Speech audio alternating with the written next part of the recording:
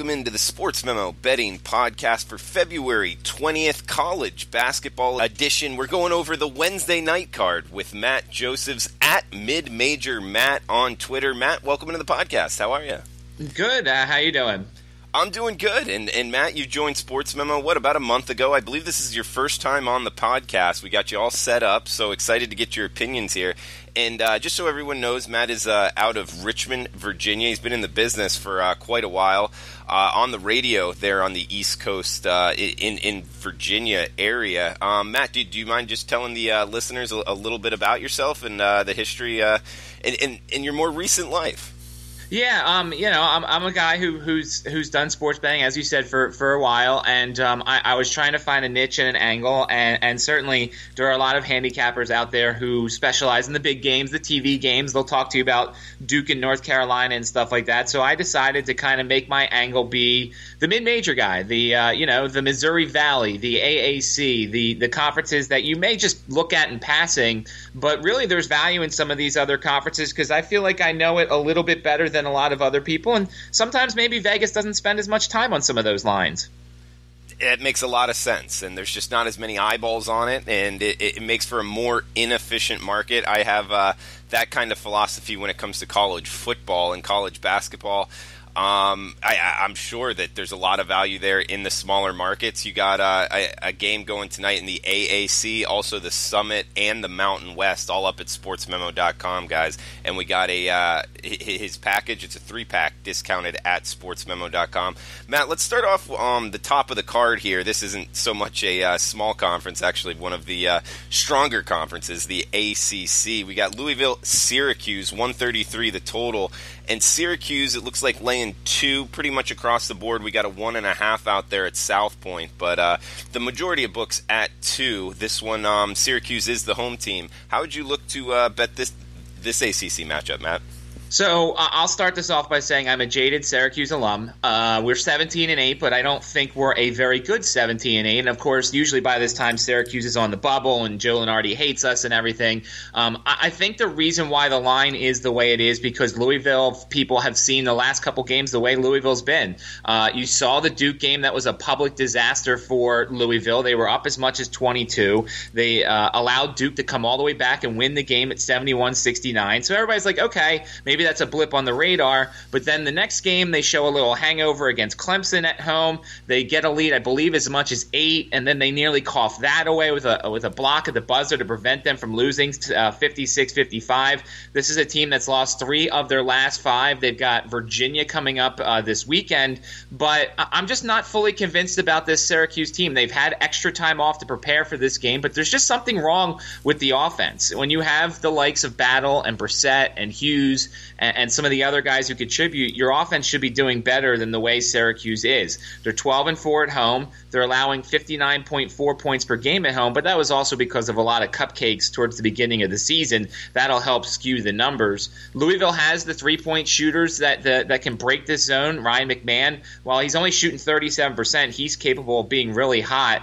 The guy to watch out for tonight is Stephen Enoch, the UConn transfer. He only plays like 19 minutes per game, but he shoots 46% from long range. He's a big guy. It's 6'11" or so. So he'll be inside the zone, outside the zone, maybe even be the guy standing at the free throw line. I think there's some value with Louisville. I don't know if it's the jaded Syracuse guy in me, but I like Louisville at +2, and I'm probably going to put a unit on that. Okay, nice, Matt. So liking Louisville to go on the road and come out with the victory. We got another small one here, or at least stay within 2. Let me. Would you recommend the listeners jump on the money line, or you think take the 2? I would say, it depends on the juice or something. I would say if you like Louisville tonight, I would say be safe with the spread. But if you want to sprinkle a little bit on the money line, that's fine. I'm not going to sprinkle on the money line because I'm hoping for a Syracuse 1-point win tonight. But if you want to, go ahead, sprinkle a little on the money line. Okay. We got 809, 810 up next, heading towards the smaller conferences. Northern Iowa at Missouri State. Low total here, Matt. We got 127.5 as low as 126.5 at Penny. And it looks like Missouri State laying 5.5 or 6, depending where you're shopping right now on Sports Memo odds page. But how would you look to bet 809, 810 here in the small conferences, Matt? Well, this is very interesting in the Missouri Valley because Missouri State was kind of middling a little bit. They had lost 4 of 6 towards the early part of January, and it seems like they've really kind of flipped their style. And now they're a defensive-based team, and they've won 7 of their last 8. They have not allowed over 70 points. Actually, they have not allowed over 65 points since January 23rd.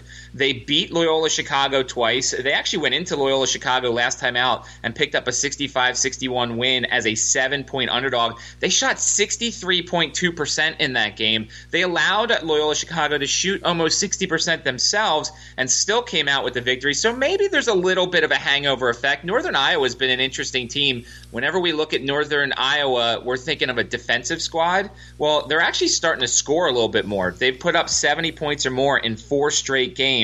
They've actually gone over the total in 8 of their last 10.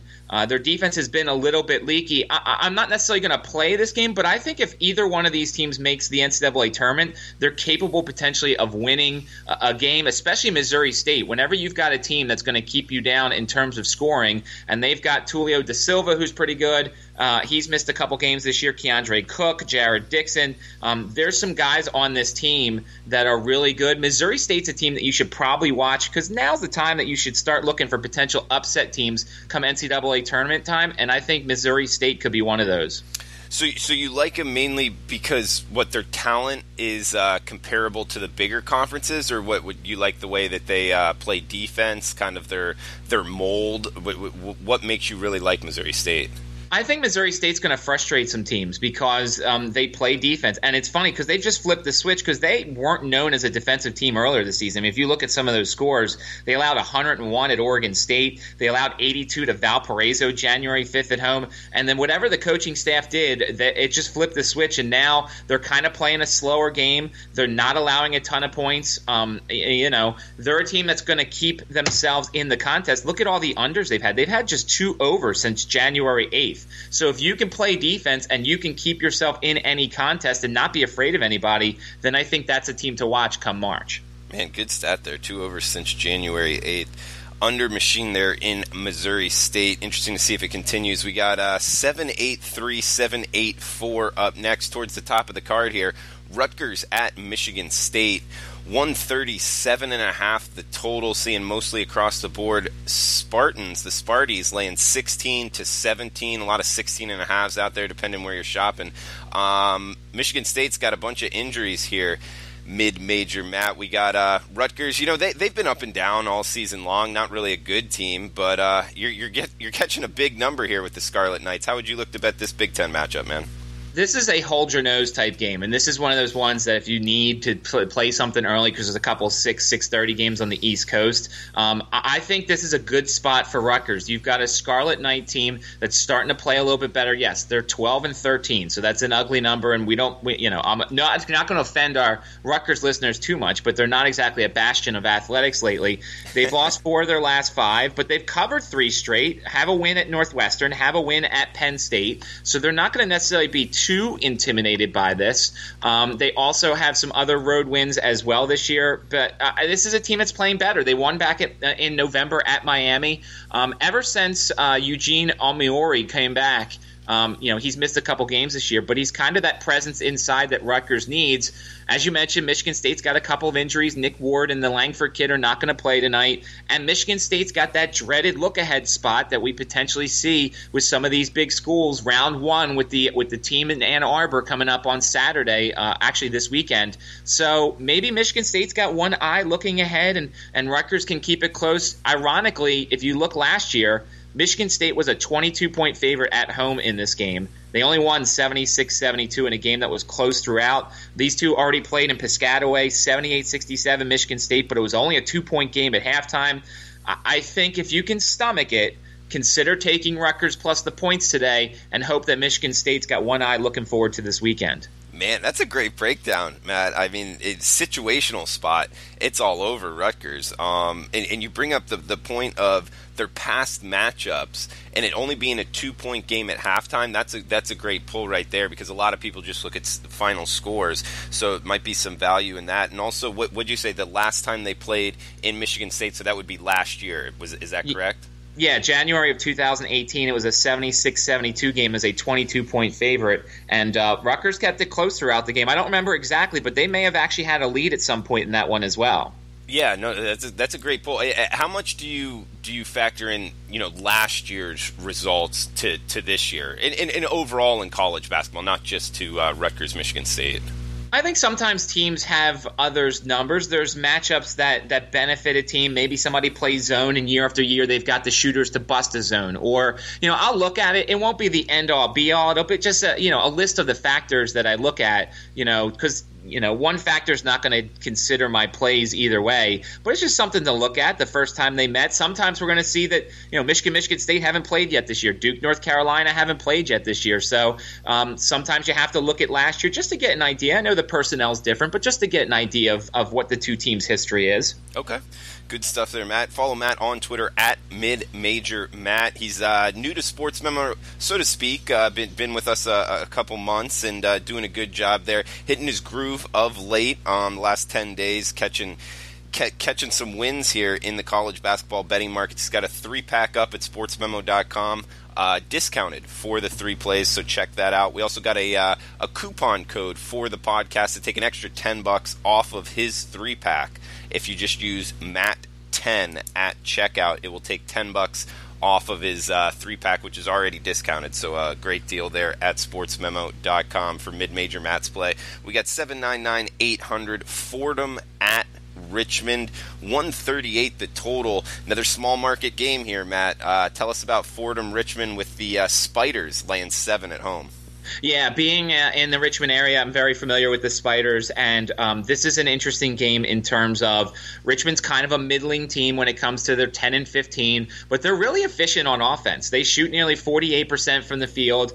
They've had a week off to prepare for this game, and we know Fordham's not very good. I mean, you look at the numbers, there are not a lot of areas where you're going to say, oh, Fordham, they're pretty good. They are coming off a road win at Rhode Island, 66-63 as a 11-point underdog in that one. They also have a win at UMass, but those are the only wins they've had this calendar year so far. They don't play a ton of defense. They're an over machine, really, going over in 8 of their last 10. But, I mean, there's just not a lot of talent there outside of Nick Honor, who is one of their guards. Richmond's a weird team, though. They've got some home losses that really scratch your head. Going all the way back in their home opener, they lost to Longwood as a 16.5-point favorite. They've lost at home to Hampton. They lost at home to Oral Roberts as a double-digit favorite. They lost at home to a LaSalle team that I'm kind of down on. But coming off a 21-point loss to a rival on the road against VCU, I feel like this team's going to be focused and a little amped up. The one thing I want to watch is there was a report early in the week last week about Grant Golden after the VCU game having a hand issue. Now, they had the week off, so nobody was really worried about it. I haven't heard too much about Grant Golden's hand issue since then. I'm going to assume he's going to play unless we hear differently, but it's something to watch. If he's not as effective, he's one of their big 3. It's Grant Golden, Jacob Gilliard, and Nathan Kao. This is just a game to look at because Richmond's starting to play a little bit better. They've won 3 of their last 5. A Fordham team that's probably feeling good about themselves coming off the Rhode Island game. I'm just going to watch this one because there might be some value with Richmond if they win this game and start to pick up a little steam. Okay, great. When you're talking about Grant Golden, for the guys that don't follow the small market, is he with Fordham or Richmond? Grant Golden is with Richmond. He is their center type. He is a center who likes to occasionally float out to the three-point line. He's a guy that's averaging – he gets a lot of double-doubles, but he's averaging 17.6 and 6.8 rebounds per game, so he's an interior guy. Jacob Gilliard's the point guard, and Nathan Kao is the small forward type who also kind of floats around sometimes to the three-point line. Those are their 3 big scorers. Okay, good stuff there. So Grant Golden, he hasn't played the last couple games, or it's just a – He played last game. He was actually effective against VCU, but at one point during the game there was a little hand injury. He was, holding it a little bit, and then there was some talk this week about, just watch out for it. There's no concern because it's a week off, but it's something to look forward to. Maybe go on Twitter or maybe follow me on Twitter, and if I find out that he's not playing, it's just something to keep your eye on as the Spiders come back from a week off after losing to VCU. Absolutely, Matt. Good find, and follow Matt on Twitter at MidMajorMatt. We got 831-832 on the West Coast here, and then we'll finish it off with UNC Duke for the listeners. But the degenerate special, so to speak, or the get-back game, whatever you want to call it. Air Force at Fresno State on the West Coast. 135.5 the total, 11.5 or 12. That's Fresno State laying at home, Matt. Yeah, and much like Rutgers and Michigan State, this is another spot potential. By the way, Air Force is ugly on the road. They're 1-8 on the road. They've covered 4 of those games. They're an ugly team on the road, and certainly you could take this play. They could be down 20 real quick, and it could be a problem because Fresno State's really good. They have they play good defense. They can shoot the ball well. They defend home court well. They're 11-3 at home. It's just something about preparing for Air Force with the Princeton-style offense and the way that they play. It could frustrate some teams. Fresno State's got a road trip to Nevada coming up. I don't know necessarily how much of a look ahead that is, but of course it is Nevada, and it is one of the best teams in the Mountain West. So maybe they don't have all their focus in this game. Last year, these two played twice. Fresno State won by 12 at home, 71-59, didn't cover the 16, and then they won by 6, 54-48 at Air Force. Air Force has actually covered 6 of their last 7 in Fresno State. You've seen, as you mentioned, that people have started to actually buy Air Force a little bit. The line has gone down a couple points since it opened. It's another one of those hold-your-nose type games. Air Force could very easily lose this game by 20, 25 because they're just not very good on the road. But if Fresno State's not focused, then Air Force will hang around in this game. By the way, Air Force's last road game was against UNLV, and that was one of their better road games of the year. It's not exactly a tough place to play in UNLV, but they did cover the 9 on the road a couple of games ago. Okay, so they just won at UNLV. Now heading to Fresno State, catching 11.5 or 12. We're talking with Mid-Major Matt. Follow him on Twitter at Mid-Major Matt. He's got his 3-pack up at sportsmemo.com, and you can get an extra $10 off using the coupon code MATT10 at checkout. That's MATT10 at checkout for his 3-pack, which is already discounted to $39, so you can get it for just $29 using the coupon code MATT10 at checkout. Last game up, the granddaddy of them all tonight, Matt. We got 8-19, 8-20, UNC Duke. High total here, man. 166, 166.5. And we got the Dukies laying 9 at home. Yeah, it is a high total. If you look, Duke has actually gone under in 17 of their 25 line games so far this year. They're putting up good defensive numbers, but I also account that to a weak non-conference schedule somewhat, and the fact that when they play some of these weaker ACC teams at home, it gets rather ugly. I mean, of course, what else can you say about Duke? They've got Trey Jones, they've got Zion Williamson, R.J. Barrett, Cam Reddish. I'm really interested in Cam Reddish in terms of how much he continues to grow and how much better he is getting. North Carolina is a weird team to figure out. They don't look great against UVA. It's a terrible matchup for them. They need overtime to beat Miami at home. And, then they go out and they blow out Wake Forest on the road. I'll be very interested to see. This game will tell me more about North Carolina than it will about Duke. Everybody's going to bet on Duke probably because they're home, because of the rivalry game. And certainly the one thing I'll say is you don't feel like you have to bet on this game. Just because it's on TV, you can watch this game, get some mental notes, and say, okay, well, I'm going to remember this about North Carolina for future games. They've got road games at Clemson and Boston College. Are they not as strong on the road? Are they stronger on the road? They won at Louisville. They won at Georgia Tech. They won at Miami. They arguably played better games on the road and against Miami and Louisville than they did at home against those teams. So this is more like a mental note kind of game for me. I'll be checking out North Carolina to see what they do against their best competition this season. Matt, great stuff, man. Broke down a bunch of games right at the 20-minute mark. Anything else you want to throw out to the listeners here before we shut this down?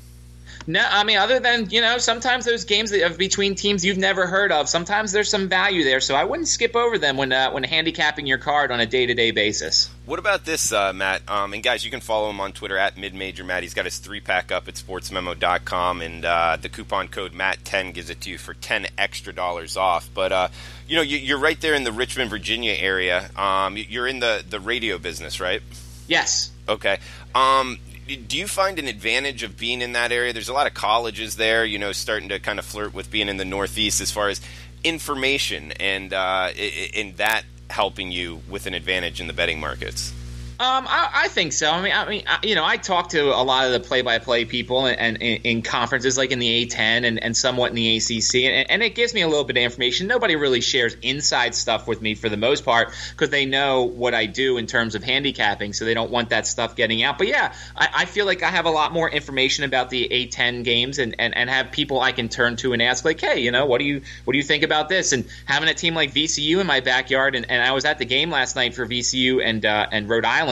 And the Rams look really good. The VCU Rams, of course. They're a team that when they make the NCAA tournament, and I think they will make the tournament, their style of pressing and their style of offense is going to give some teams fits. And certainly being in an area of mid-major schools, it feels like home because that's kind of where my specialty is. Yeah, man, good stuff. So looking to bet VCU in March, huh?